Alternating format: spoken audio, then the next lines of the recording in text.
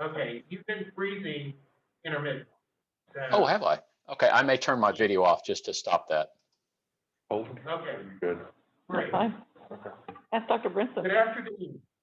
Today is December 8th, 2021, and it is 1:04 p.m. As a quorum of the committee is in attendance, I'd like to call to order the meeting of the Central Health Strategic Planning Committee.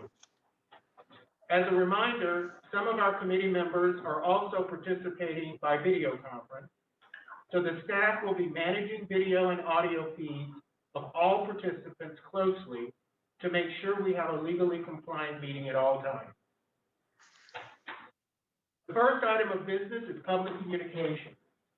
We would normally receive public communication for both the Eastern Crescent Subcommittee and the Strategic Planning Committee before the Eastern Crescent Subcommittee meeting, but that meeting had to be canceled today.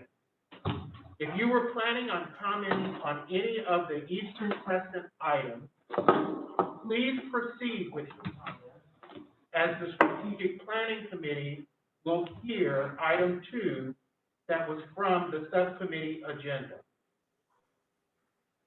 Members of the public who wish to make comments during public communication portion of this meeting must have registered with Central Health via the online form or by telephone no later than 11:30 a.m. Yersinia, did anyone register to make comments? We do not have anybody registered to make comments today. Thank you very much. We will now proceed to the committee agenda. Agenda item number 1, review and approve the minutes of the November 10th, 2021 meeting of the Strategic Planning Committee. Do I have a motion? Dr. Brinson? I move to accept the meeting minutes of the November meeting. I have a motion from Manager Brinson. I have a second from Manager Valadez. Any further discussion? All in favor?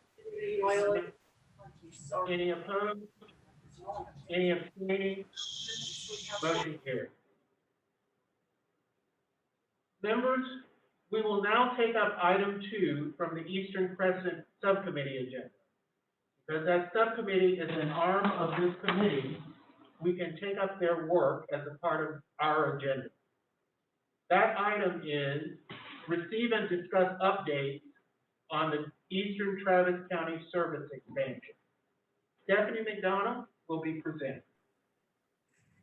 Thank you, Dr. Bell, managers, committee members. I come bearing very good news, and this is news that has been a team effort.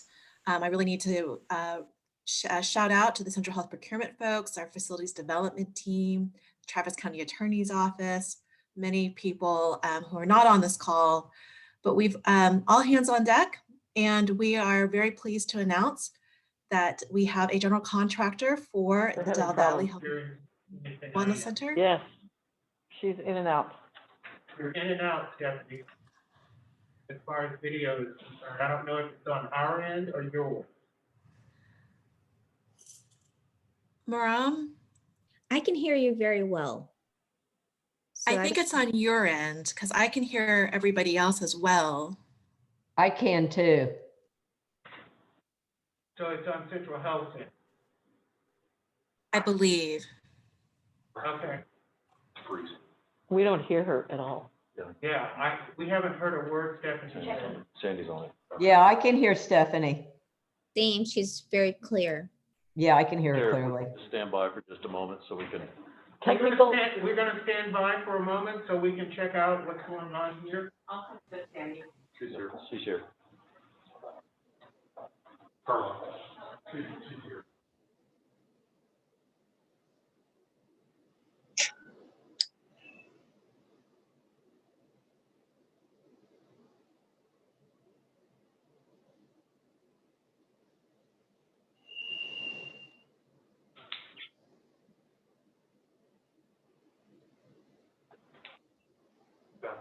Turn off the door.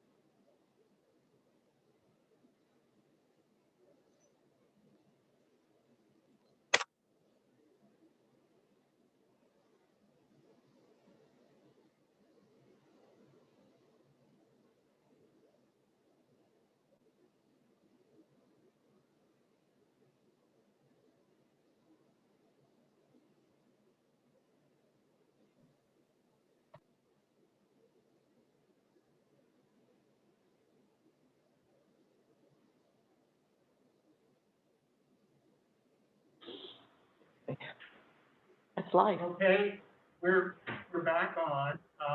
We tried to open up some bandwidth. I still have some, windows frozen on my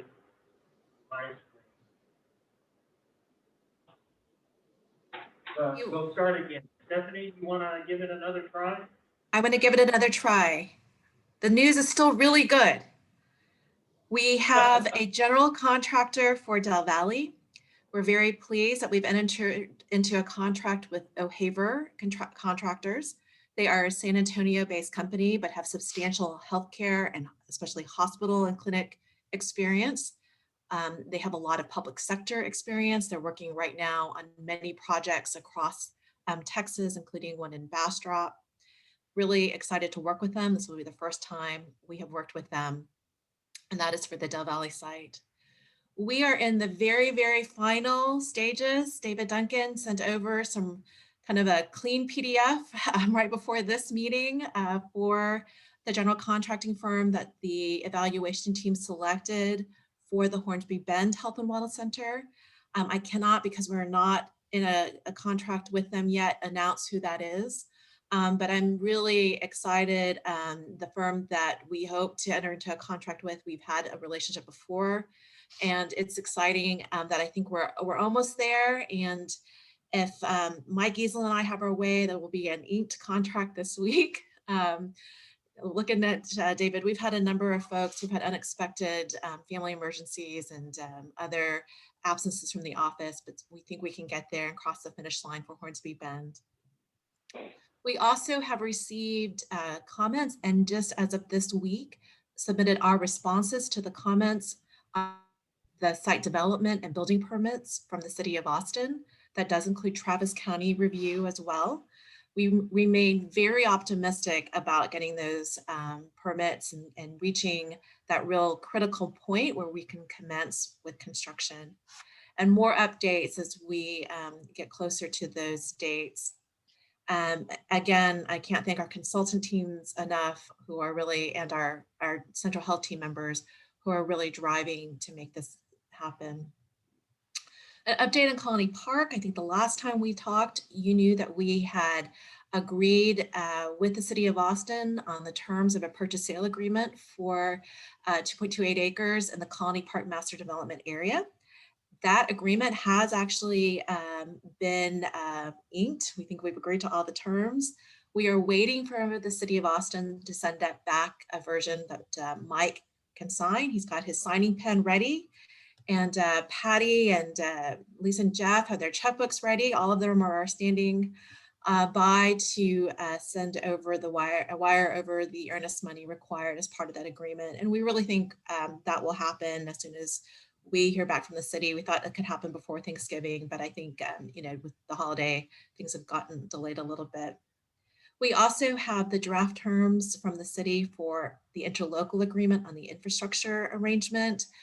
We have the ball in our court right now, and David and the team from the Travis County Attorney's Office are working with me and others to try to get, those terms that are acceptable to both parties in that agreement. And then, of course, there is a third agreement that would allow for the partnership and the exploration of a shared facility or a shared use of that 2.28 acres with the city of Austin, and that is still forthcoming. We are making substantial progress. I will make a friendly reminder that we are in a very interesting time in terms of construction and cost. We did receive notice today from the major supplier of sheetrock, or the manufacturer of sheetrock, that costs are up 30%. And that is a sign, I think, of things to come. And we don't see that cooling down at any point in the near future. After we get O'Haver and the other contractor, general contractor on board for Hornsby Bend, I think we can start formalizing and becoming much more definitive about the opening date for both of those health and wellness centers. We are still targeting, and I think are on track for spring of 2023 openings for both of those sites. And I'm happy to answer any questions. Thank you very much, Stephanie. Appreciate that. Board members, any questions for Stephanie with regard to her report? Manager Musait.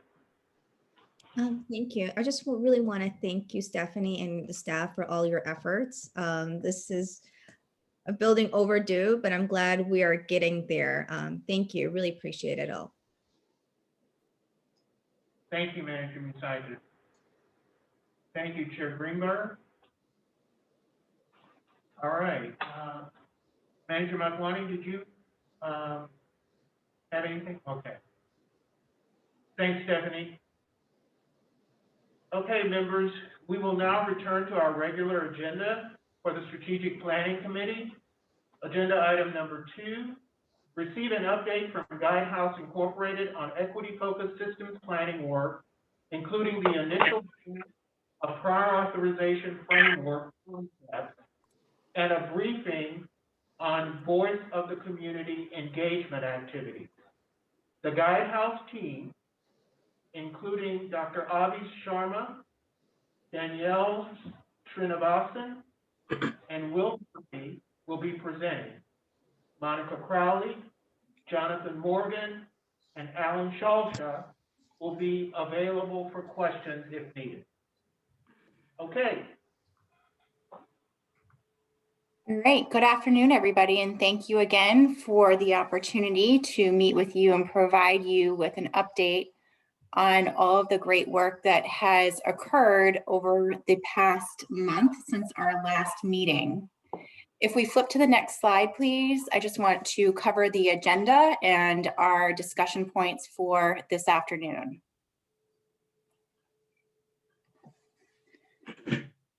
So what we plan to cover with you today is just providing you with an update on the work that's been completed since November 10th, reviewing with you the prioritization framework that we have developed for the Travis County safety net population as we start to think about decision-making over the next few weeks and how those decisions will be framed.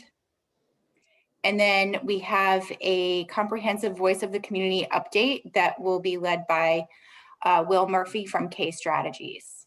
And then we have time for questions and next steps. Next slide, please. So as you can see, quite a bit of work has occurred since our last meeting on November 10th. We continue to meet with Central Health leadership on a weekly basis, often multiple times a week, to review work that's underway and to make key decisions as we move forward together. We've developed a strategic needs assessment and identified needs across the district's 14 planning and assessment regions. So really understanding what those local healthcare needs are within the neighborhoods that are served by Central Health. We've developed a formal community needs assessment draft report, and that will be sent to Central Health later today for review. We facilitated a visioning session with Central Health leadership to review our findings and to use that time together to vision out the future of Central Health and what we can do together. Additionally, we've conducted several voice of the community discussions through one-on-one clinical interviews and focus groups. And we facilitated additional community convening events, both in person and virtually. And we expect to submit that final voice of the community report once those meetings are completed in mid-December. Next slide, please.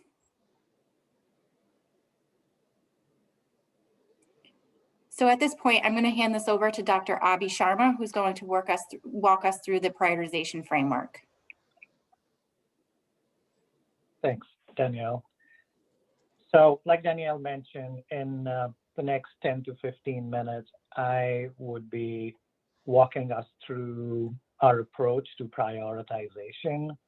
And this specifically targets how we will prioritize recommendations that would come out of our needs assessment.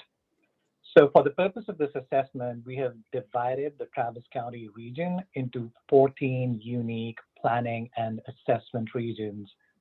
And the assessment that we will be conducting will be at at the level of these regions as well as globally for Travis County as a whole. If you move to the next slide, it gives a very high level overview of how we are approaching this whole engagement.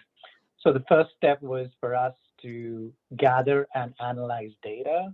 We are continuing to do that because we are learning more about the unique nuances of what the population needs as we are having conversations with key constituents, and then we are incorporating that feedback into our analytic frameworks so that what we come to at the end is uniquely tailored and realistic for Central Health to execute on.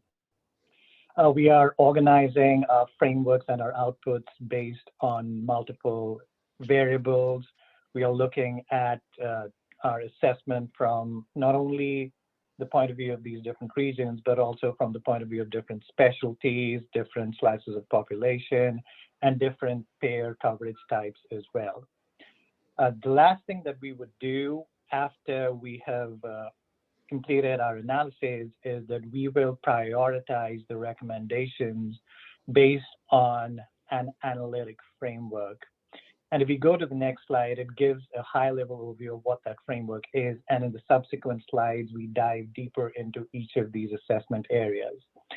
What I would say here is that this framework will allow us to prioritize recommendations and categorize recommendations based on how impactful each of those recommendations is on closing current needs, as well as how complex and time and resource intensive executing on those recommendations would be.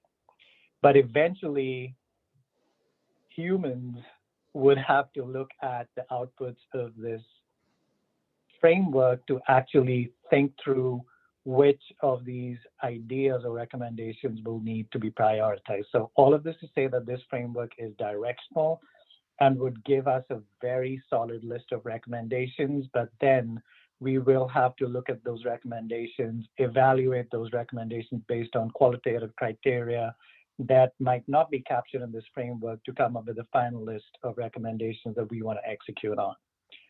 To give you an overview of this framework, there are 3 key prioritization domains that each recommendation will be passed through. The first one is guiding principles. So if you think about Central Health and the mission that it stands for, how closely do these recommendations align with that mission? The second area that we would look at is impact on needs. So how closely and to what extent does a recommendation meet the current needs of the population? And the last one is level of complexity. Sorry, was there a question? No, you can continue. Okay. Sorry. So the last thing was level of complexity. So when we think about level of complexity, it essentially entails assessment of 2 things. The first one is resources needed to execute on a recommendation. And from the operational perspective, how complex are the capabilities that are required to execute on this recommendation? And at the end, we will have a well laid out prioritization matrix that would capture the results of this framework. So if you look at the 2x2 on the right, it aligns these individual recommendations along 2 axes. The first one, as I mentioned, is impact, and the second one is effort and complexity. I'll dive deeper into each of these in subsequent slides, but if anybody has any question right now, I'm happy to take that as well. I'd rather you finish. I'm sorry, Manny Valida? Yes, Dr. Bell, I'd like to hear the whole presentation before we ask questions. Okay, thank you. Dr. Sharma, we'll just continue with the presentation, and we'll take questions at the end. Thank you. Perfect, sounds good. So if you move to the next slide, it dives into the details of the guiding principles. Now, when we look at a recommendation, the question that we are asking here is, does that recommendation address the guiding principles that are on the slide. And it's a yes/no answer. So the most important guiding principles for us is access. Does a recommendation improve access to care? Does it provide the right services at the right place and at the right time? The second guiding principle is quality and health equity. Now, we want to make sure that we don't cut corners here.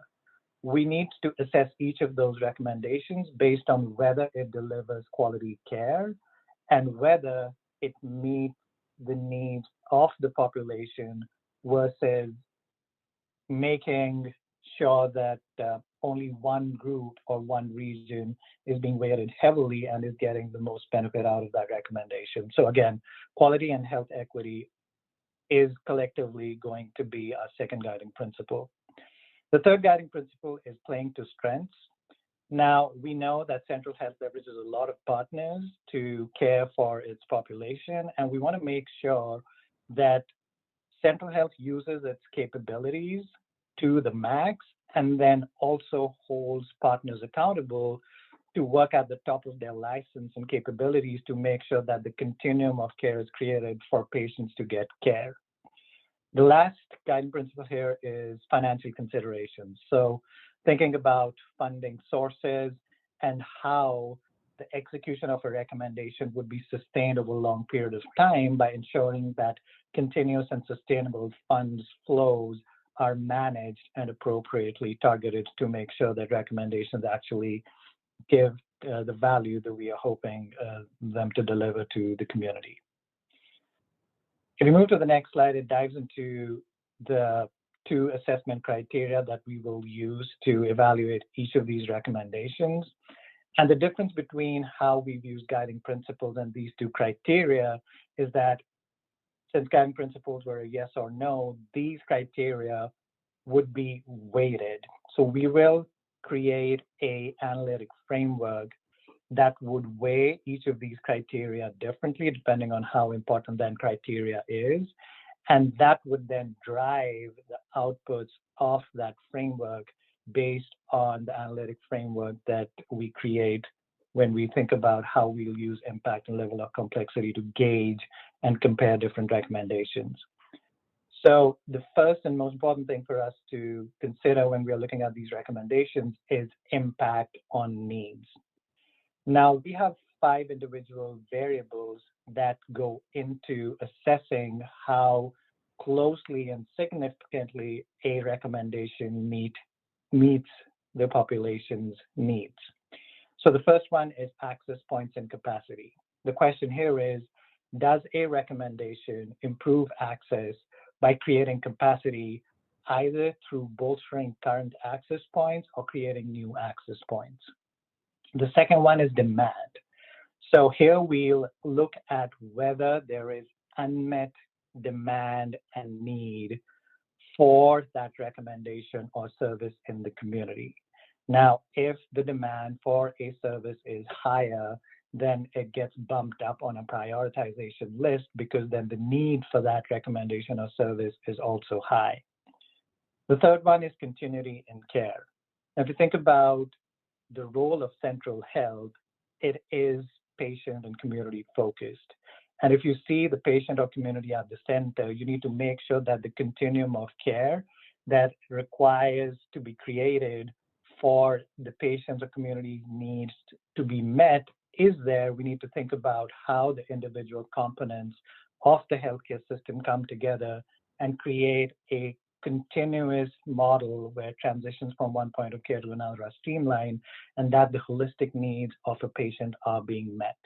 So if there is a need that fills in a gap within that continuum of care, it will be prioritized. The fourth one is patient experience.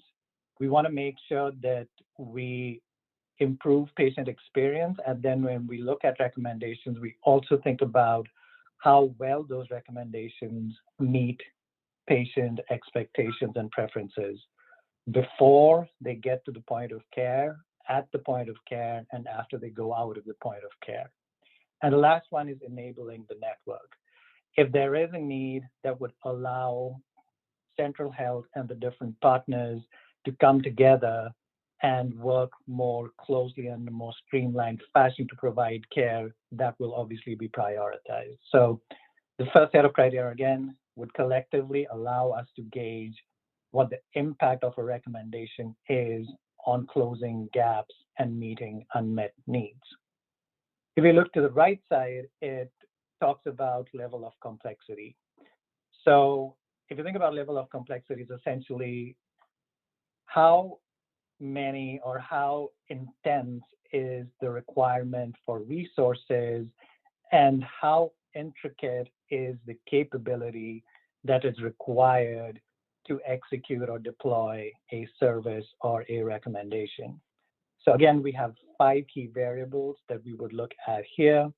The first one is current capability maturity. So here we look at whether Central Health or Central Health's partners already have a capability that meets that need.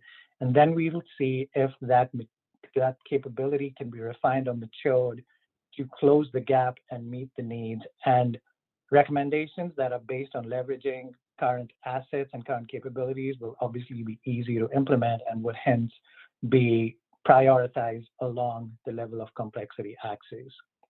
The second one is amount of funding required. So for any recommendation to be executed, funding will be required. And the idea here is for us to compare recommendations based on level of funding. We, again, are not going to look at funding requirement as a standalone criteria, but it would make up a key component of this complexity scale because that is something that we have to consider.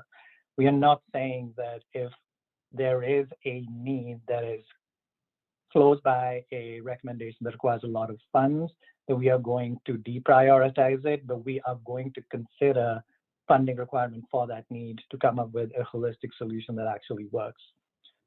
What dovetails with this is the third criteria, which is earmarked funding sources. So if there are earmarked funding sources at the county, state, or national level that allow us to execute on these recommendations, those would be comparatively easy for us to find finances for than other recommendations.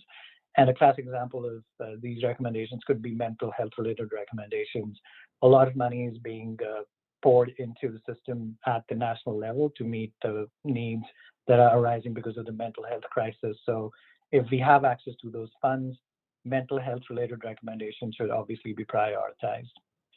The fourth one is contractual requirements. Central Health has a lot of contracts with other partners, and we want to make sure that we stay true to those contracts, and that if there is a contractual requirement that precludes a recommendation from being executed, then we look at that recommendation and then prioritize that accordingly. It does not mean that we should not go and deploy that service, but it means that we will have to pay special consideration in order to make sure that we are in line with those contractual requirements as we think about executing on the recommendation. And the last one is network dependence.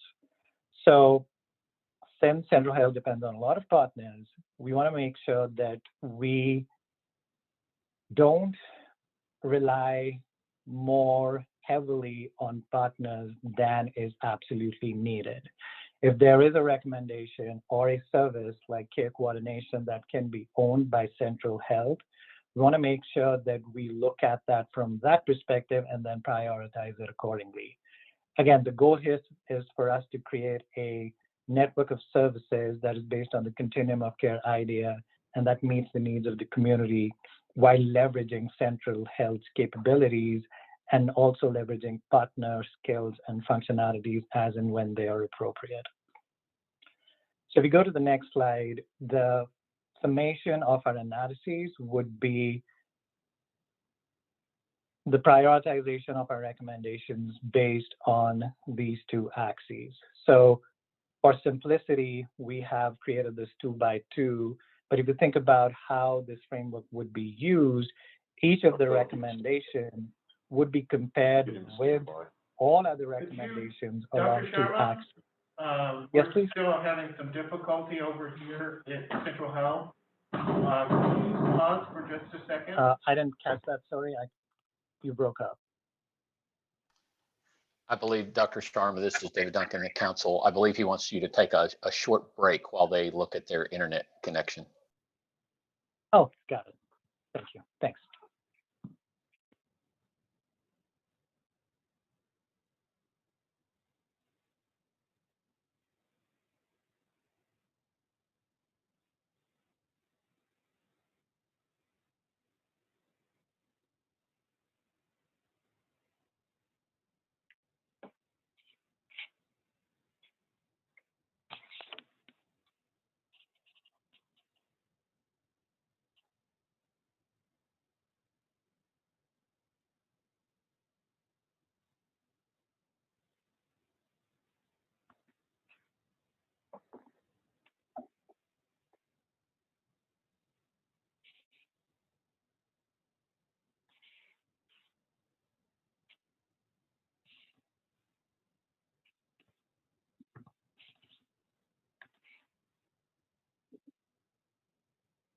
Thank you, everyone, for your patience.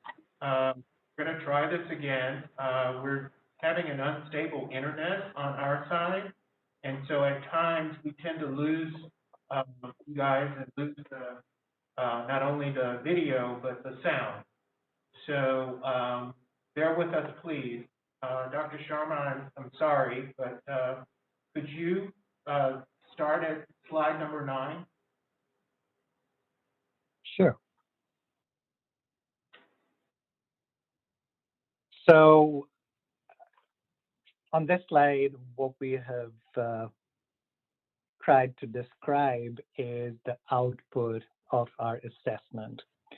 So at the end, we will have each recommendation compared with all other recommendations along 2 axes.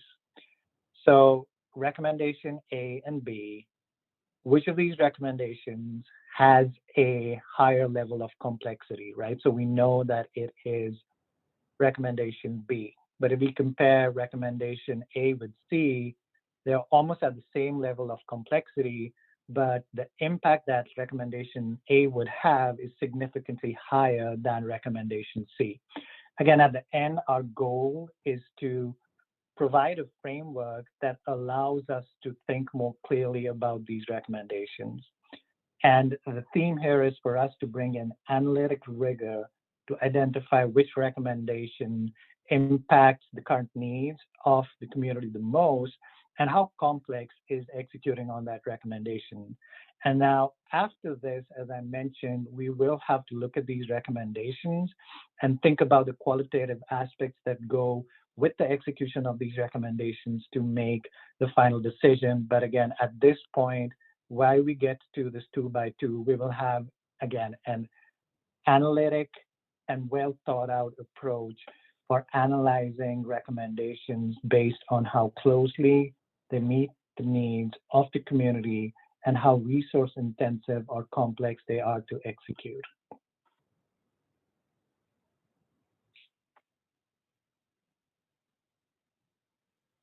And any question before we move on to the next section of the presentation? No, you go forward, Dr. Sharma. Thank you. Absolutely. And I'll pass it on to Will for the Voice of Community updates. Next slide. Good afternoon, everyone. Go back. At this time, I'd like to provide you with an update on the voice of the community and where we are so far. Next slide. In doing so, I'd like to first remind ourselves of the voice of the community is critical to the understanding of factors that influence patient access, connectedness, continuity, and trust, and improving health equity among some of our most vulnerable populations. Here we've created or provided a timeline to kind of give you an idea of the work time period and what we've been doing over the last couple of months. In October, we did focus groups. November, we've done focus groups. We'll continue to do some focus groups as we speak, as well as we have a community conversation and survey online as we speak for people to participate. A key thing that we wanted to remind everyone of are the measures of success in the work that we're doing. We want to have meaningful participation from diverse populations, including homeless and non-native non-English speakers. outreach to overcome barriers that contribute to past community exclusion. We want to exceed the KPIs set for community engagement. We want to have a thorough understanding of the voices and health needs of the community. And we want to help to set some strategic imperatives and activities to increase engagement of diverse populations in the future. Next slide. So as we look over October and November, this is sort of a summary and review of some of the things that we've done. We had focus groups in October and conversations that were held over a 3-week period, both in person and virtually. We hosted 2 in-person community events, a community dinner and a community lunch. We hosted 4 virtual focus groups for community groups advocating for patients and also institutions. Additionally, with the help of the Central Health team, Guidehouse and Case Strategies have participated in monthly and weekly meetings of local community organizations that also helped us better understand the health needs Travis County. In the month of November, we continued to have focus groups and conversations, and they were both in person and virtually. These sessions, a lot of them were formed out of our original conversations with groups on the advocacy side as well as institutions. And we also continued to interview patients. We hosted 1 in-person community event that was very engaging with people experiencing homelessness. There were one-on-one interviews, and we were there from early morning till about 1 o'clock in the afternoon and interviewed close to 30 people. We hosted 3 virtual focus groups and planning sessions for community groups advocating for patients as well. And these are the groups that were interviewed and provided feedback. Next slide. In the process of getting information and receiving our responses, we've recognized there are some common themes that have started to emerge. Some of our findings have shown some key things, and I want to share them with you now. These are some preliminary things that have been identified. In these key categories: transportation, patient services, resources, cost, and of course, language and cultural barriers. Under transportation, we've seen that in multiple instances, there is a lack of affordable transportation deters patients from receiving care. That patients are, how we noticed also how patients are treated before, during, and after receiving care. We're making note of and getting responses about how that happens and what happens. Also, patients, locations, and organizations help kind of deter let me rephrase that. Patient locations and organizations help deliver information and services and provide additional access to care for individuals close to those locations. Also, the map cards have helped to offset the cost and also help to connect individuals in the community to community services.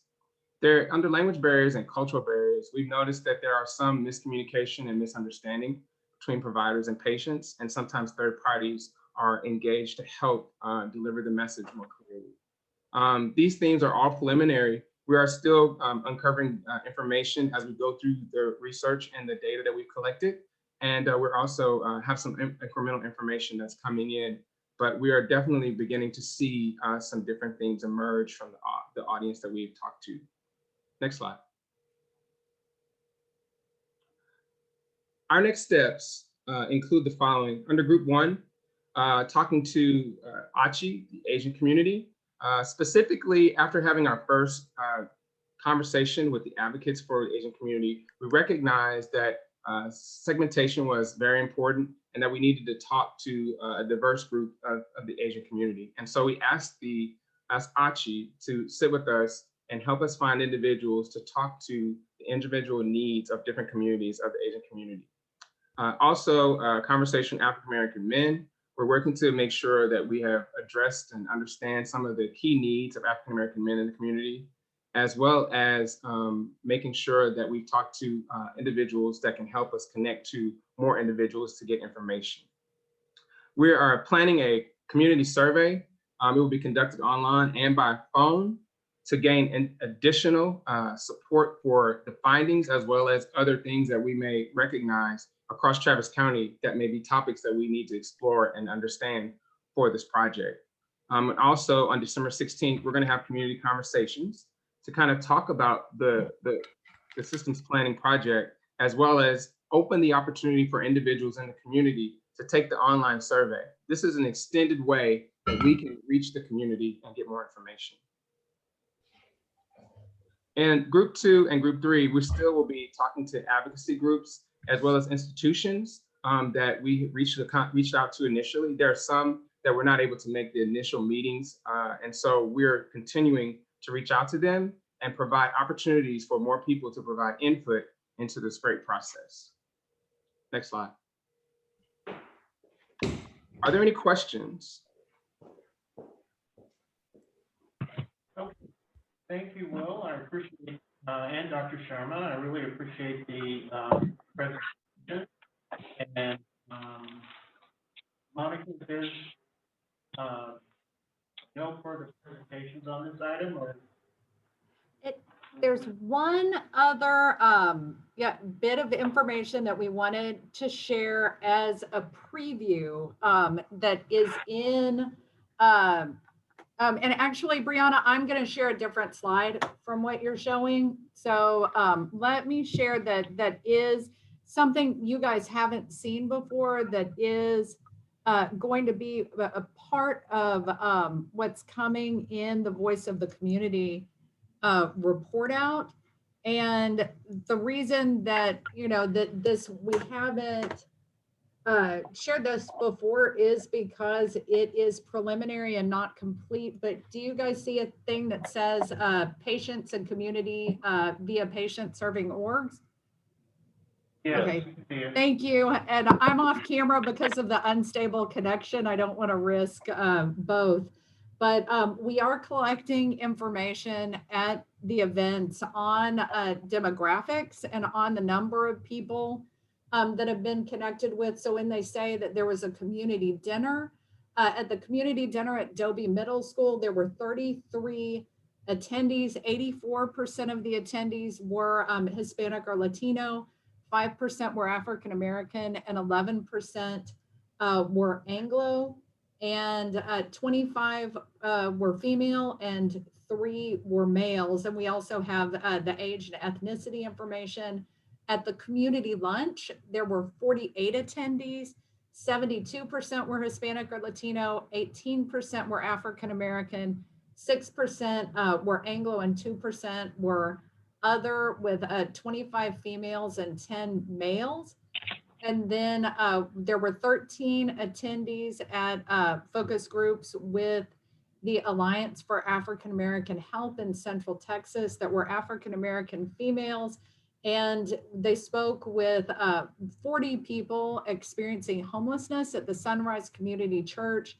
And there were 33 respondents. And we should have that type of information as part of the Voice of the Community, that we'll have that type of information for the Voice of the Community report outs that comes in the report at the end. And this is even more preliminary, but I just wanted to let you guys know that the survey started, the patient survey started yesterday in English and Spanish. And I think that overnight we got 14 respondents to the patient survey, where we're directly calling patients of Central Health. So thank you all. Thank you, Monica. Okay. If that's the end of the presentations, I'd like for any members to ask any questions. Manager Valadez? Okay, thank you all very much for even doing this. I greatly appreciate the way that Central Health is gathering data and demographic information that's appropriate to our population, so that we will know what services in what areas to provide. But what I think I'm seeing is a big empty zero for Latino males, and even for any male, regardless of their ethnicity or color. And this is a big problem, because it's the male in our culture that pays the bills, that takes the families anywhere, you know, that provides the income, the housing, the food, etc. It's the female that takes care of all the other things with respect to care for the child. And one of the things that we found early on, decades ago, when we would do focus group and access to community meetings, is we always provided for childcare. Because in our culture, we have a young culture that's got multitude of children, and if you don't have childcare, you're basically not going to get them there. So we have to have childcare. I think maybe we might have forgotten that lesson, and I don't know, Will, whether or not you all have provided childcare at your meetings, but just quick yes or no, because I want to continue real fast. Yes, Manager Valdez, we have provided childcare and childcare activities I'm for sorry. each family at the meetings. Yes or no Yes, we have. on childcare? Yes, we have. We're frozen again. Okay, Just to stand by for a moment. yeah. Stand by just for a moment.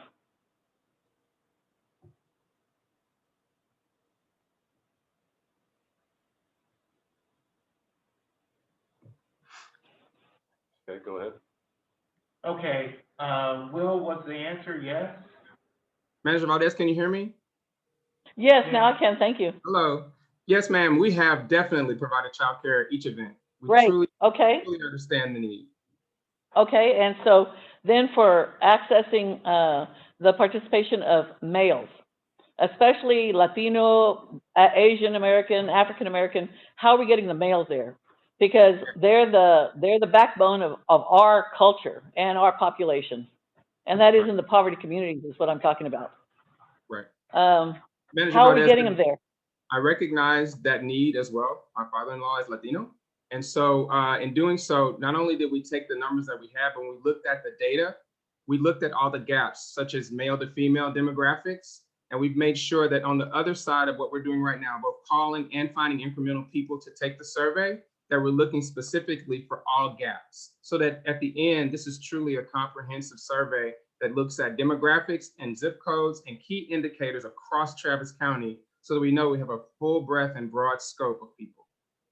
Well, then I'm going to make a suggestion. I suggest you call Frank Fuentes with the Hispanic, the Austin Latino Coalition, and also with the Hispanic Contractors Association, and have him set up a meeting with males that are working, or people who are working in the contracting and self-employment arena. And they will, most of their families are probably going to be within our targeted population.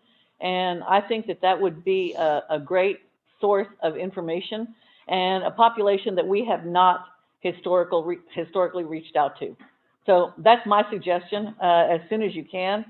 And also, with respect to the non-English speaking population, how are those strategies, how are you coming along with getting them to the table to participate? And maybe, you know, I can see how it's easy for the organizational advocates that push for their population to receive services. You know, you're going to have those people at the table because they understand the resources and they understand the system. Who you're not going to have at the table are the actual patients or community members who are not even in our system. And that's one of the things that we need to access. That's one of the things we need to get. I think that's the biggest gap I think that we have at Central Health and Community Care as enterprise, especially in light of the fact that we know that there's so much of an increase in violence amongst young people, in depression, et cetera, mental health issues, and the stresses that adults or parents are feeling. So I'd like to know what strategies you're utilizing to get them to the table, and if maybe there's a need to do one more thing or one more event to try and focus on that, because I'm seeing this all over the place.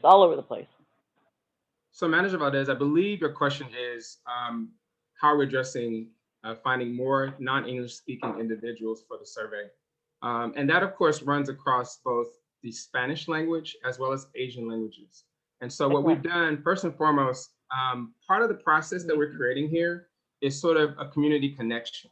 We connect with the individuals very well. And so one of the things we do is we ask them to bring people to the table, to help us find more individuals that they feel would be helpful. And I'll give you a perfect example. When we met with the group ACHI, which basically represents multiple Asian communities, one of the things we recognized was that they represented multiple Asian communities. And so we asked for additional meetings to talk to each segment that they represented so that we would have a full-blown understanding of key things that are issues. And so one of the things we recognize, and I'll give you an example of just findings, is that documents that are prepared for medical visits need to be adapted for languages. And so we are having some great findings as we reach out to communities. And so it is really beginning to bubble up and work, Manager Valdez. But a lot of it is a connected community in Austin that really cares about people's health and is willing to share information with others. I appreciate that. One last suggestion is to please try and connect with Amin Salahuddin. I've given his name out before, but they have 2 volunteer clinics that they're using. They're utilizing temples and providing resources on a volunteer basis. They have doctors and nurses and students that are helping them to provide this effort. But there is a great need out there, and I appreciate everything you're doing to help us close that gap. Thank you. Thank you, Manager Valdez. We appreciate it. Thank you, Will. I appreciate it. May we recite you? Thank you for that presentation. It was helpful. I have a couple questions, if I may. The first one is to Dr. Sharma. You talked about patient experience. How do you differentiate that between patient outcomes? Because in your survey, so just out of curiosity, how you're measuring those two, because it can differ. We all. So the clear, sorry, go on. No, go ahead, sir. Sorry. Yeah, so the clear distinction there is patient experience is driven more by the qualitative factors of how a patient feels when they are accessing care, whereas patient outcomes are clinical outcomes that come out of that experience. So as an example, patient experience is usually measured in HCAHPS scores, which are industry best practice for every provider to track, whereas patient outcomes would be, say, for a diabetic, after 5 appointments with a PCP, how does their HbA1c trend? So again, experience and clinical outcomes to me are the different ways of gauging how well the care delivery system is working for a patient. Well, yeah, absolutely. I just wanted to highlight that. Now, in terms of the focus groups, I noticed, first of all, I have a question in terms of the data that you're collecting. Are you just basing on interviews or collecting surveys during those focus groups? Is everyone completing a survey?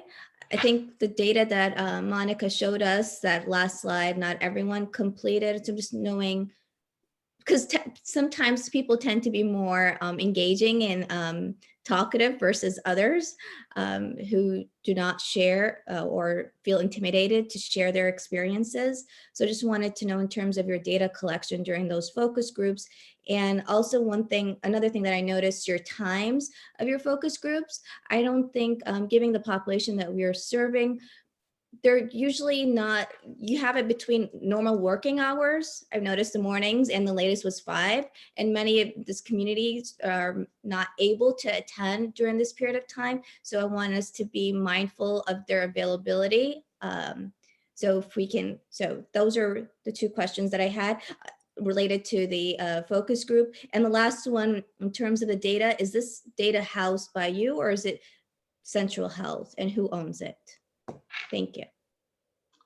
Okay, I want to try to answer each of your questions. The first question, how are we gathering the information? One, for in-person focus groups, we both take verbal responses as well as written responses. There are individuals in some instances that did not maybe want to participate and or they didn't participate. And so we try to be careful not to overlook anyone. And so in that process, what we did was just make sure we had an adequate count of who did participate. And the in-person participation was, it was open conversation. And so they had the ability to, without any pressure, respond to the individual questions. And we just asked the questions with whiteboard as well as different prompts to help them answer the questions. And those who want to participate did. The data that we're collecting, where is it coming from? So I think part of it starts where we're accessing new respondents from. We have a group of individuals who are both on Central Health team as well as across the advocate groups that have provided individual names and people for us to talk to on the patient side. And so we have talked to individuals that are patients and some that are not. We're definitely working to reach as many people as possible. Part of it is some of the people who are not patients are less likely to respond to a survey about healthcare. And so that's one thing we have to be very careful about. It's not that we don't want people who aren't patients. It's sometimes hard to capture their information because they tend to not respond or participate. And then where is it being housed? Right now, we are housing and holding on to the data as we analyze it, but everything that we are gathering has been shared with the Central Health team and will be shared in a full data set when we're finished with the complete report. And if I did not answer your question, please let me know. Thank you. And in terms of the timing? The times of day that so what we tried to do was reach people at different times of the day to give them a variety of times to respond. So our first in-person event was at night to give people a chance who may work during the day, a chance to participate. And we provided childcare so that they did not have to worry about where their kids would be at the same time. The second event was a very active location in Southeast. We were told that during the day, this particular location has a lot of activity and a lot of people would probably participate, and they did. And they were very willing to be a part of and respond.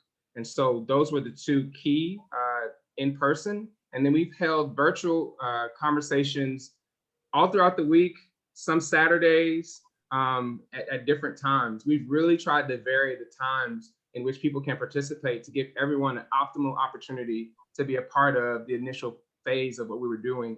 And now, when we have the community conversations, what it's going to do is open it up so the person at their leisure can literally go on and take the survey and be a part of the process as well. And so we're going to advertise and promote the community conversation so that people know that the survey is available. It will have the same questions, and so the responses will not vary in any way. We'll have a clean data set that is consistent across the different ways we interview people. I missed everything after advertise. Okay. Well, that's okay. That's okay. I say it again. No problem. We're gonna. Perfect.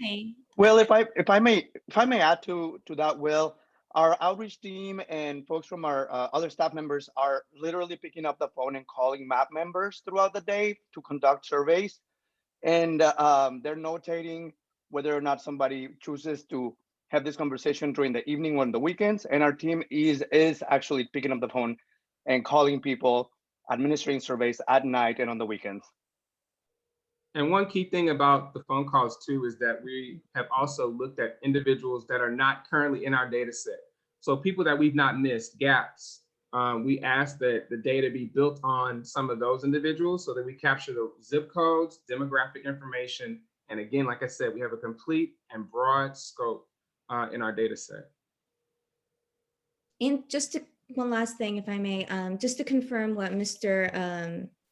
Davila just mentioned, and with this population, they prefer phone calls rather than online, because many of them do not like to access online services, and that's something that I've learned, and that is a barrier. So trying to rely heavily on online surveys will not do this population much good. So we recognize that, and that's why Yvonne helped us create a phone call survey, and there will be individuals contacted by phone call as well. So we've created equity across the entire scope of the respondents and surveys that we're conducting in focus groups. Are there other questions?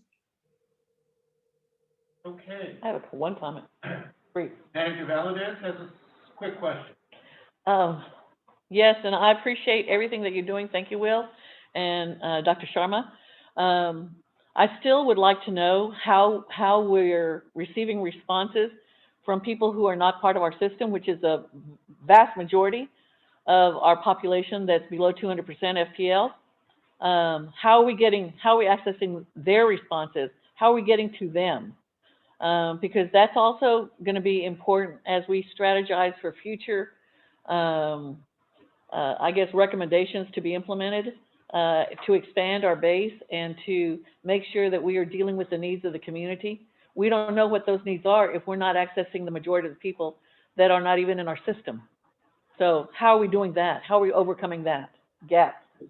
So one of the things we did early in, especially when we're talking to advocates and people who influence in the community and the healthcare, we gave them what we call a screener, which shows them these are the individuals we want to reach that fall into certain categories, whether it's below the federal poverty level, gender, race, ethnicity, and they have helped us to connect with individuals who meet the criteria.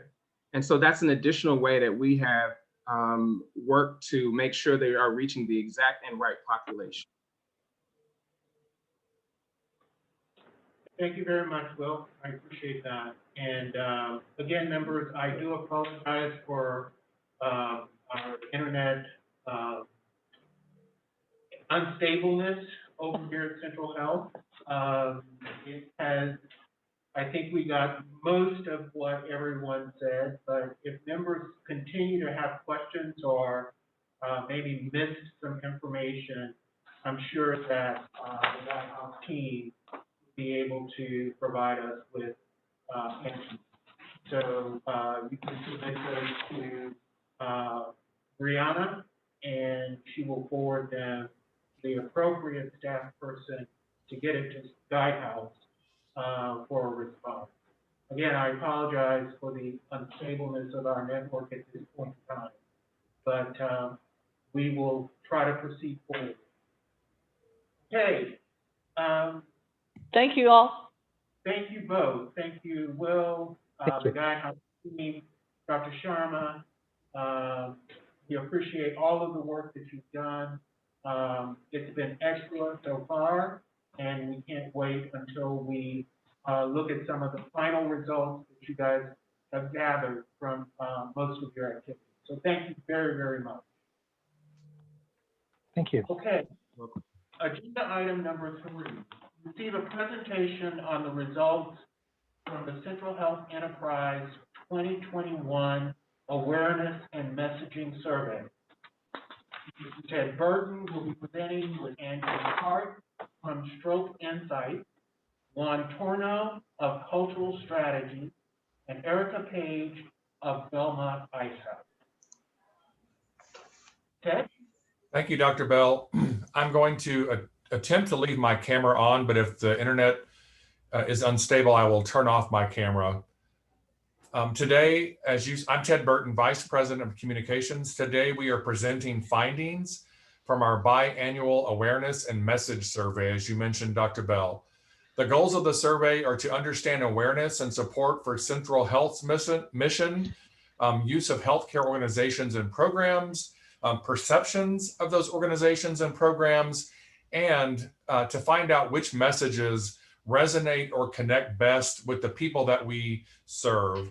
I am sitting down, but if I could be in the room, I might stand up because I'm very excited about some of the findings that we're going to present today, most specifically regarding our patient population, the people that we've been so focused on reaching, especially during the pandemic, specifically among Spanish speakers and African Americans. What you'll hear more about today is the result of very intentional and deliberate outreach, engagement, and communications, which of course is ongoing. Let me introduce the team that will present today. Dr. Bell, as you mentioned, we have Andrew Hart with Stroke Insights, our research vendor. They also conducted the survey 2 years ago.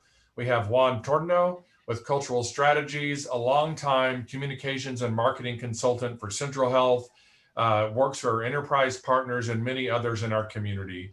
And Erica Page is our trusted account representative from Belmont Ice House, also our longtime marketing and advertising consultant. And they've been involved with this project now for several years. With that, let me turn it over to our team to begin the presentation. We look forward to sharing the results and then answering any questions that you may have at the end. Andrew? All right, Ted, thank you so much for the introduction. I'm happy to walk through these results. And of course, as we are going through the slides, feel free to interrupt with questions if they come up. We'll try to reserve time towards the end for questions, but of course, feel free to interrupt me if anything's unclear.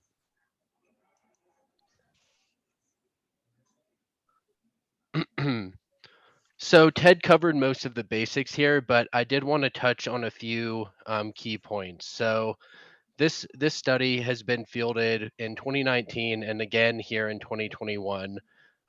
We've kept most of the questions very, very similar to the 2019 survey. And one thing that we really strove to do was collect representative demographics, not only from Travis County, from the census data, but also data or demographic data that is consistent with those results in 2019.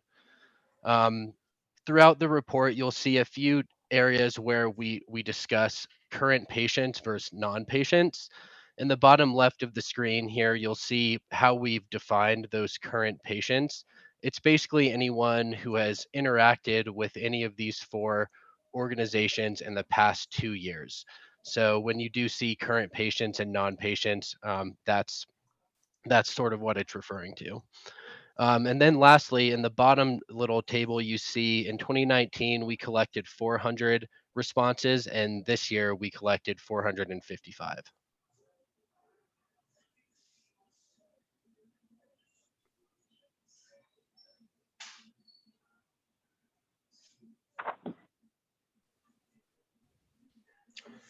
Good afternoon, everyone. This is Juan Torno from Cultural Strategies. Thank you so much for your time. As you see on the slide here, the survey fielded in both English and Spanish. So the first question in the survey asked people to select the language they wanted to interact, as you see here on the screen. And respondents were allowed to toggle in between languages, English and Spanish, at any time during the survey. We also asked a separate question to make sure we really truly understand the people's background and understand which language they spoke at home. So this helped us understand how they completed the survey and understand if they were bilingual, mostly English dominant or mostly Spanish dominant. Next slide, please. Great, thank you for that, Juan. So next, I'll be covering the key takeaways in this first section, and then we'll pull to some slides later on that support some of these key insights.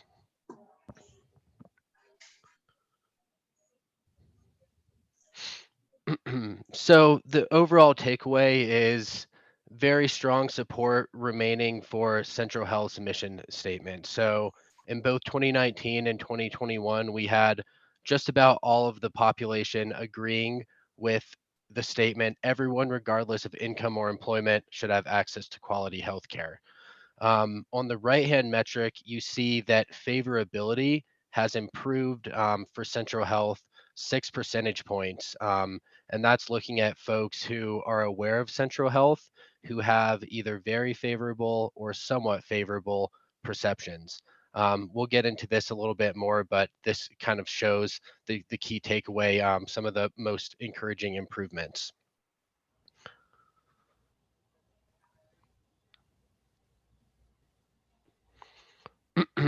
This slide highlights our progress in motion. So if you look at the dark navy bar on the left-hand side, that's the 2019 results. And then the red bar is 2021. here you're looking at top 2 box percentages. So those who feel that Central Health is doing an either excellent or a good job across each of these categories. And you can see that across the board, across each category evaluated, we see strong improvements, particularly in transparency and innovation.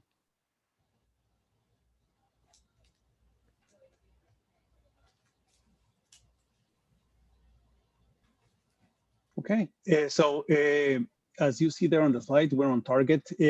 You've heard and you know that we make a very strong effort to make sure that the way that we target our community through media really truly focuses on targeting those with low income, especially Spanish speakers and African Americans. And these efforts have worked. As you see here, the awareness of Central Health increased by 20% for Spanish speakers and by 10% for African Americans. Next slide, please. A new one which was added here in 2021 was to gauge perceptions of response to COVID-19. You see that 73% of respondents feel that Central Health is doing a good job of responding to COVID-19, and you'll see this benchmarked against some other metrics later on in some slides that we've prepared.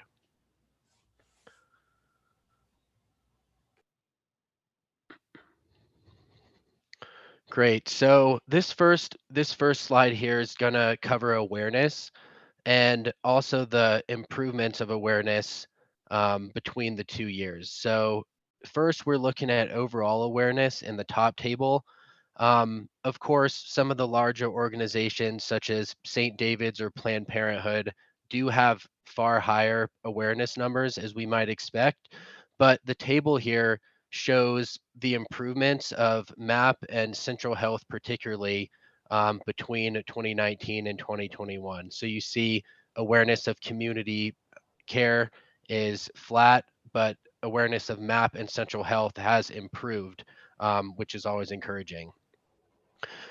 The next table summarizes awareness across different segments. So that table in the bottom shows improvements of across ethnicity, particularly among the African American segment, as well as Hispanic population. So you see, as Juan mentioned, Central Health has improved 10 percentage points in awareness among African Americans. Also encouraging to see among current patients, Central Health awareness has risen by 8 percentage points. And also, as Juan mentioned, strong improvements among awareness for Spanish speakers. So Central Health up 20 percentage points, community care up 16 percentage points, and MAP is up 8 percentage points in awareness among Spanish speakers.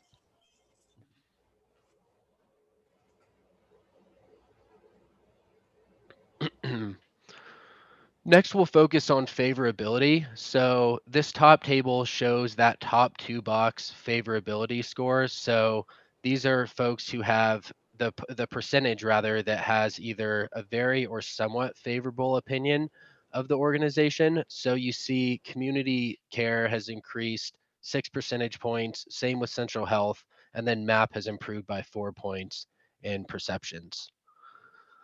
Probably The worth bottom. noting. I just want to chime in, worth noting, these are all really, really strong numbers.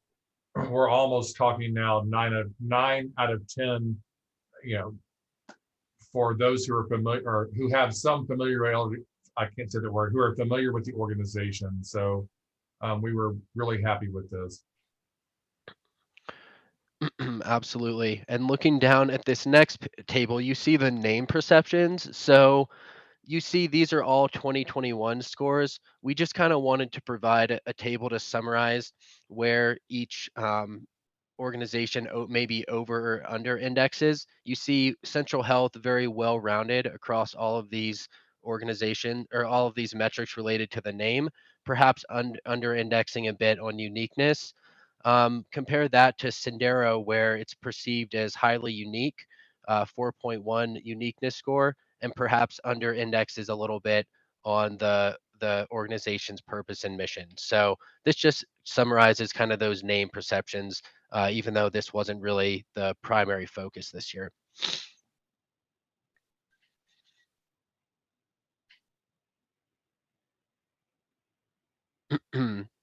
So the top bullet point just goes into a little more detail about the strong support for the overall mission statement.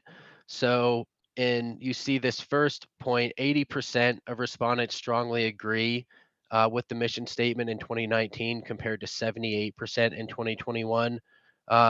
Statistical purposes, that's just means it remained flat.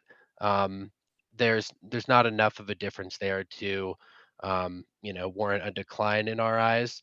And then of course, overall, when you sum up the strongly and somewhat agree, 95 versus 94% agree. So the takeaway is very strong support in both years for the mission statement. The bottom half focuses on the messaging perceptions. The overall takeaway with the messages are they all perform very strongly and also very closely to one another.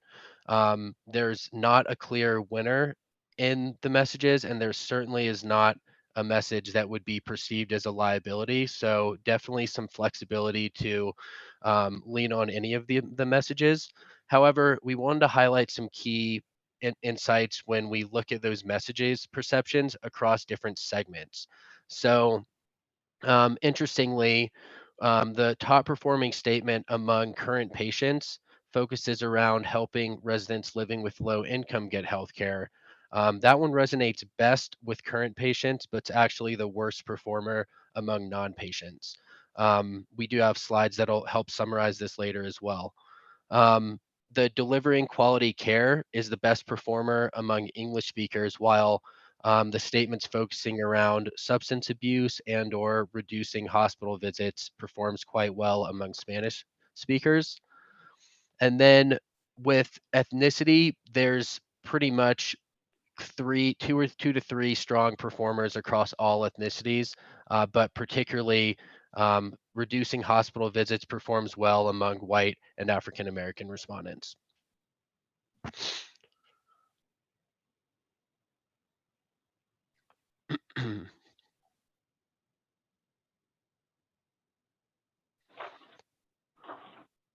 Okay, so as we mentioned, this shows the aided awareness on the right-hand side. You can see sort of where the four central health, Sendero, MAP, and community care benchmark against some of the larger players, but you do see that central health has increased by 4 percentage points.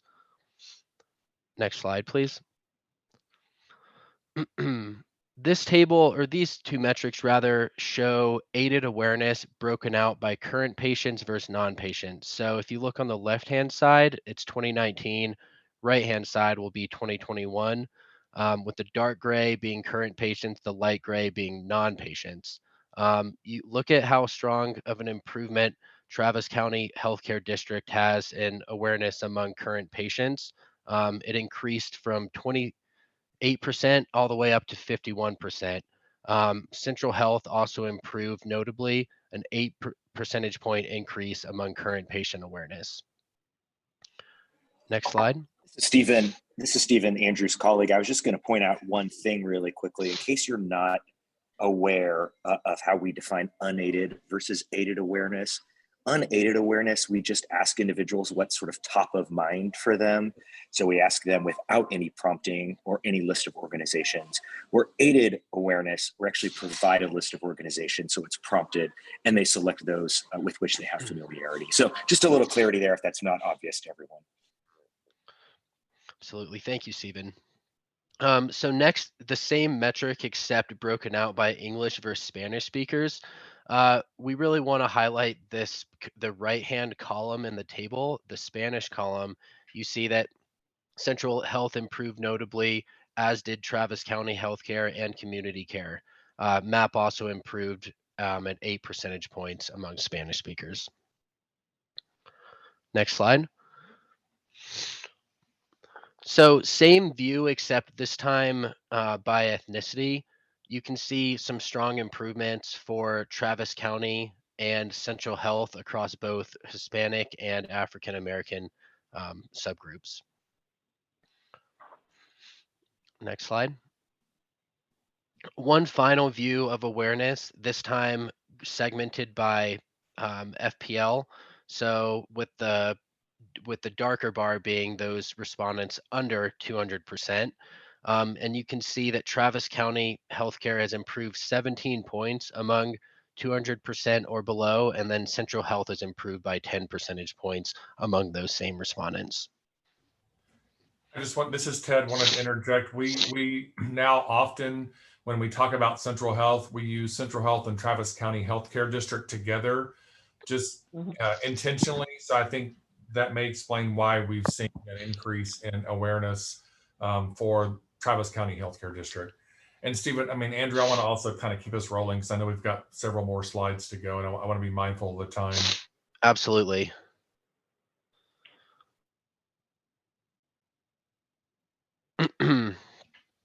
So with perceptions of healthcare organizations, we summarized most of this in the summary. We can skip this slide for now. One other thing to point out, not only has awareness of each organization risen, but also perceptions have improved across all 4 organizations among Spanish speakers, as you see in that call out on the bottom of the page. Next slide.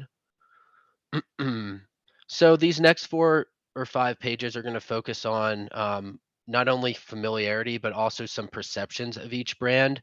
The top metric, really encouraging to see, familiarity has improved across all organizations, particularly MAP showed strong performance there. And then the bottom just shows the full breakdown of the alignment with the mission statement. We've already covered that, but you can see sort of how few respondents fall in that right-hand side and how many fall in that left-hand side. Next. Okay, so here we'll focus on the perceptions. The story here, improvements across every single metric, across every single organization. So you'll see that for Central Health, really transparency and access are 2 of the areas that improve the most, with also that right-hand bar, responding to COVID-19 is the one where your Central Health is actually getting the most credit for this year. Next. This shows the name perceptions. I'll focus on also the right-hand metric, which asks about the perceived taxpayer burden. You'll see in 2019, 56% felt that Central Health is doing excellent or a very good job as far as taxpayer burden, and that's improved by 20 percentage points. So very encouraging to see that. This is Ted, just quickly, the reason you're seeing some of the name perception slides, remember in 2019, we were discussing a possible naming system transition. And so we were testing naming perceptions for all the enterprise entities. And we won't dive into that really deeply here. That initiative was placed on hold due to the pandemic. Next slide, please. So this shows the same view, but this time for community care. As I mentioned, improvements in every metric, particularly for value. Next slide. Here we have Sendero, where you see it's also improved, but particularly improved among network of doctors as well as customer service. Next. Okay, so here we have the messaging evaluations. First off, as I said, they all perform well. They all perform closely. You can see the mean score ranges from 3 out of 4 up to the highest being 3.2 out of 4. If you skip to the next slide, you'll see the top performer, if we were picking only the top performing mean score would be message 10. But the next few slides will highlight some more interesting differences between the messages. Next, please. Great. So here we segment it by perceptions of the messages for current patients versus non-patients. As we mentioned in the summary, this top message here highlighted in blue, you see is the favorite among current patients, but is the least favorite among non-patients. That's not to say that non-patients disliked it, right? Still 70% liked it. However, it is interesting to see that difference there between those two. So that's maybe something to consider when leveraging that message in the future. Next slide, please. This time we have the messaging perceptions broken out by language. You can see really 3 messages performing very strongly across both language groups, and those 3 are highlighted in blue. Next slide, please. Finally, we look at it by ethnicity. So we see that there's really one message that performs best across almost all 3 ethnicity evaluations. We see, the top one focusing on the low income Travis County residents accessing primary care, performs quite well, whereas the bottom one, the 1 in 9, would probably be the worst performer across all 3 groups. Next slide, please. Next, we'll take a look at the demographics. If you move on to the next page, I'll compare the 2019 versus 2021 demographics. You see, we set quotas to ensure that age is consistent, gender is consistent, race, ethnicity is very consistent, as is marital status. Next slide, please. Household size also remained very consistent, as did education. We wanted to point out the income on the bottom right-hand side. You see to the farthest right of this metric, we've summed everyone who's at or below 200% FPL, and you see that this pretty closely matches, that 34% closely matches to the estimated percentage of Travis County residents living at or below 200% FPL. Next slide, please. Finally, just a quick summary before we open it up for any questions. So the top 6 takeaways we wanted to really close with was exceptional support, almost 100% in both years with the mission statement. Number 2, central health community care MAP awareness and favorability have increased notably since 2019. Number 3, central health organizations perform very strongly among current patients in awareness and favorability. As we might expect, there is opportunity to increase performance among non-patients and other Travis County residents who have not interacted with central health. Number 4, awareness and favorability among Spanish speakers, Hispanics, and African Americans has improved a lot since 2019, really just showing that those deliberate efforts of reaching those groups is working well and is on track. Number 5 is that all the central health enterprise organizations receive significant credit for responding and helping community through COVID-19. That's particularly true for central health, where 73% feel that central health has done an excellent or very good job. And then finally, number 6, all the messages perform very well and closely to another, as we mentioned. So there's not a clear winner. There's not any that we would perceive as liabilities. But using those last few slides we covered, there are some opportunities to maybe leverage certain messages for certain target groups. Thank you, Andrew. And with that, we can open it up for questions. The reason that we do focus so much on messaging is we use this in our engagement and outreach efforts. And we want to make sure that we are using messages that we know will resonate. And so this is a great opportunity for us to test those. Not that we don't hear anecdotal feedback or get feedback when we're out in the community, but this is just a good way to get some really solid information on the kind of messaging that we can and should and do use.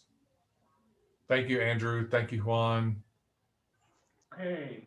I see questions, and I just want to make a comment and thank our presenters, Ted, Erica, Juan, and Andrew. Excellent job, excellent information. and we really, really appreciate it. I will go to Chair Greenberg first, and then I'll go to Manager Brinson after. Thank you very much. It's important to have data, and I'm glad that we are continuing to get this data so that we can be data-based, and it was an excellent presentation, as Chair Bell stated. I had a question regarding, and maybe I missed this in the presentation, people who are not currently patients. Did we get data on them this time or not? Absolutely. Yes, we did. And, you know, I did have to move through some of those slides rather Right. quickly, but I looking figured at, something. yeah, so we have quite an abundance of information there across not only awareness, but favorability. So we're happy to keep massaging these data, dig a little deeper if there's anything you'd like to see. But I think we do at least have a handful of insights in this abridged deck, particularly among awareness between current and non-patients. And just to note, Chair Greenberg, also, this is a representative sample of Travis County residents. Right. So Perfect. we're just focused on patients or non-patients. It's the universe of both. That's what I thought, but there were many, many slides that were just focused on current patients, but the universe was Travis County residents. But Okay. we just knew that you and the rest of the board would be perhaps most interested in what our patients are thinking.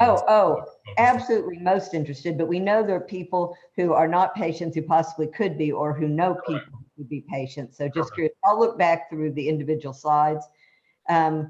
Is there any one or two most important takeaways on those who are not currently patients compared to 2019? So we do have a few things, most notably, as you might expect, the more recently someone has interacted with basically any organization, the more favorably they perceive that organization.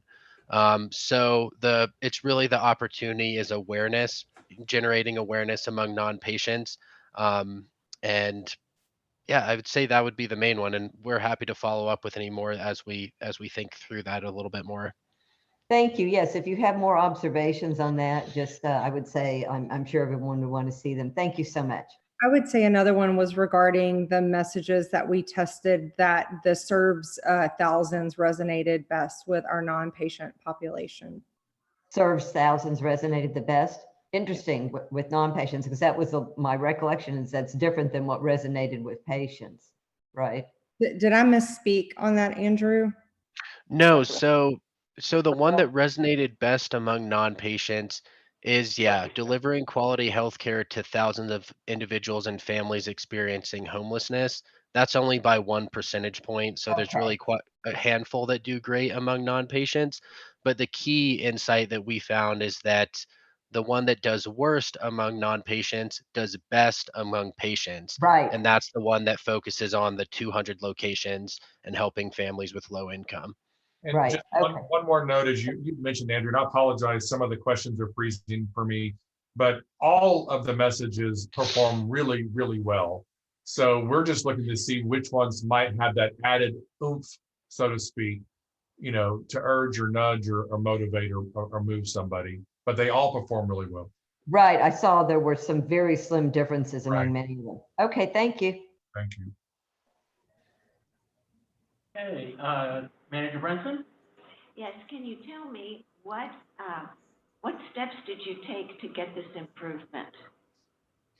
I mean, was this a methodical, stepwise procedure that you set out to improve the message?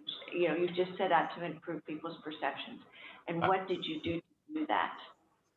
I would say, and my camera is off due to the internet, I would say it's all of the efforts of this entire organization when it comes to everything that we do: communications, community engagement, outreach, budget transparency as we prepare the budget and host community conversations and present the budget to Travis County commissioners. I don't think there's one silver bullet, so to speak. I think it's all of the efforts that we've been doing and employing with the amazing people that we are privileged to work with. The one thing that I thought was just really important is we have been hyper-focused the past 2 years during the pandemic, reaching communities of color. regarding COVID-19 information, prevention, information about testing and vaccines. And I believe that you're seeing the results of that in this survey. So I would say it's all the people that work for this organization have their fingerprints all over the results of this survey. I don't know if I answered your question, but. Yes, thank you. It's wonderful. Thank you. Okay, thank you. Mr. Kiesler. Yes, thank you. And so I'd like to respond, Dr. Brinson, to your question, just to add on to what Ted said. But first, if I could back up. Andrew, with respect to the data that you were providing to Chair Greenberg in response to her question, were you looking at non-patients at all income levels or just below 200% of federal poverty level? Good question. That's among all non-patients at any income. Now, we do have a pretty good sample size of non-patients, so we may even have the chance to dive into that a bit further if you'd like to see that. But yeah, in terms of my earlier response, that was all non-patients regardless of income level.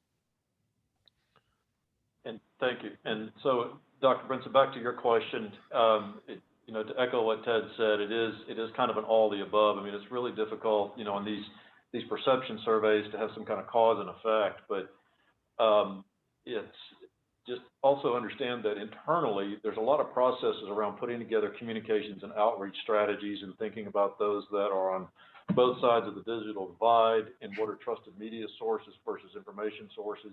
So it's really just refining year after year after year more and more. Mm-hmm. But then also, and that's just for big picture, outreach and awareness.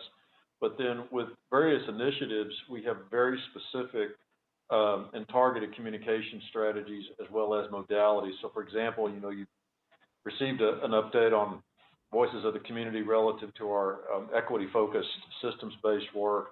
There was a video that was put together and that was disseminated through various channels, but as well as in addition to the outreach that you saw that was outlined here. And so and this is just one example, again, with other initiatives, there are very specific communications cascades. So while we're targeting the broader view, if you will, it's also taking those opportunities on very narrowly crafted work to say, yes, that also deserves a communication cascade around it. Mike, can I just add on one thing to what you're saying? I think it's a really good point, because if you look at the overall Central Health compared to other organizations, healthcare organizations, and we're towards the bottom, that's the unaided awareness of Central Health. We don't spend money on brand awareness, unlike the organizations like St. David's, Ascension Seton, Planned Parenthood. So we would expect them to have much, much higher, and they do, unaided awareness. We're focused on education and awareness around programs and initiatives. And so I just think it's really important to point that out, because when we talk to the folks, as Andrew said, who have actually interacted with us in the past 2 years, you see dramatic increases because they know us, they understand us. And so I just wanted to point that out, that we wouldn't expect to have the same awareness levels as St. David's or a hospital system. Okay, thank you, Ted. Thank you. Any other comments, Manager Valadez? Yes. Thank you all. Thank you very much for providing us the update and the comparison between 2019 and 2021. Because if you all can remember my conversation and my comments about 2019, they were not very helpful. So I'm especially glad and proud of this team that now understands the difference between a monolingual Spanish speaker and a bilingual speaker. Thank you. And with respect to that, I'd like to see if you all happen to have gathered those numbers and disaggregated them. I'd like to know what the responses were for those monolingual Spanish speakers. And then with respect to the results that I saw that talk about the demographic of the survey respondents, I was looking at the education level. I'm just looking at it kind of quickly. And I have sat many times for multiple hours in some of our clinics throughout the community care system. And I can promise you, I have not seen that many college graduates or associate graduates in the system. I mean, at least participating in going in for appointments. And so maybe they're going to different clinics, but I'd like to get a better handle on what our Spanish speaking income level and educational level is, because I have a question with respect to literacy and or other than English speaker. Now there's some of the populations that are going to perform very well, but there are going to be some populations that are not, because they just come down off the monte, off the mountain, and now they're here in the system, and we welcome them all. I'm very concerned about the number of people that have yet to participate in our MAP and MAP Basic program, even our CHAP program. But let me tell you, this is a new Central Health compared to when Sherry and I first started. And I'm very proud of the work that has been done by our staff. And I'm very proud of their aggressiveness in overcoming some of the deficiencies that I viewed to be in existence at the time. So I want to thank you all for that. I just personally would like to see it, maybe offline conversation, if somebody can get back with me on that information with respect to Spanish speakers. And again, I want to thank you all for doing this for us, because you're not doing it only for us, but for our patients, so that we can best serve them. Thank you. Thank you very much, Manager Valadez. Chair Greenberg? Yes, I do want to thank all of the staff who have been involved in this over several years, as Manager Valadez noted. It was tough in the beginning, maybe to get the interest among all the board in this work, but we did it, and the staff has really risen to it, and I think the consultants, because what we're seeing is that through the education and outreach and engagement efforts that we have, we are seeing that the data is actually showing improvement. So thank you so much, everyone. Thank you very much, Chair Greenberg. Manager Montolani? I echo all of the positive things that have been said. Fantastic presentation and really, really positive results too. I wanted to just note and kind of underscore what Ted was mentioning earlier about the increase in favorability among particularly Black, African American, and Hispanic, as well as Spanish speakers who are patients or who are engaged in the system. I mean, if they were already at 86 or 88, I mean, every point after that is insanely hard to get, and to approach 90 now, when you're already that high, it's really hard to get additional points. So I mean, that speaks to obviously the effort that's been put in place, and of course that's reflected by those awareness and favorability jumps in the high double-digit percentages as well, all around. I'm curious about one of the demographic slides, and wondering if there's any. I understand that that this is representative. The general sample or the survey group is representative of Travis County, and there's a split between patients and non-patients. I'm wondering if there's any geographic information available, and the reason I'm asking that is because you're right. In as much as the demographic information doesn't vary too much, there's not much of a variance in the splits across the 2 years. However, that's household size. There's a really interesting variance there that I'm curious about, which is the changes in 2-person and 4-person households. And I'm just wondering where those changes are, and if they're more among patients or non-patients, or if they're more among low-income folks or not low-income folks, or rather what geographic area they're in. So no need to necessarily address it, but I would love to know maybe in the future if there's any light that can be shed on it. Thank you all again so much. Thank you, Manager Montolani. Any other comments or questions? Just Manager Belford. Mr. Geisler. Mike, yeah. So I think Manager Motwani and Everyone else. Valdez, you brought up some points about the larger demographic understandings that we have, and we'll have an opportunity, even beyond this familiarity report, when we get to the demographic report. Remember, that's every 2 years, Right. and so that's coming up next year. And so to come back and have a discussion around what the design of that looks like to capture some of these. I mean, this obviously we'll capture it here, but you know, continue these thoughts and these questions, because that gives us that larger demographic understanding that I think we all need and that we're seeking. Thank you. Thank you, Mr. Geisler. I'm sorry. Yeah, thank Dr. Bell. If I could just chime in with one more thing, that I failed to mention earlier. How cool is this? I mean, this is like firm level work to be able to see just all the messaging and the nuances and the slicing and dicing of it all.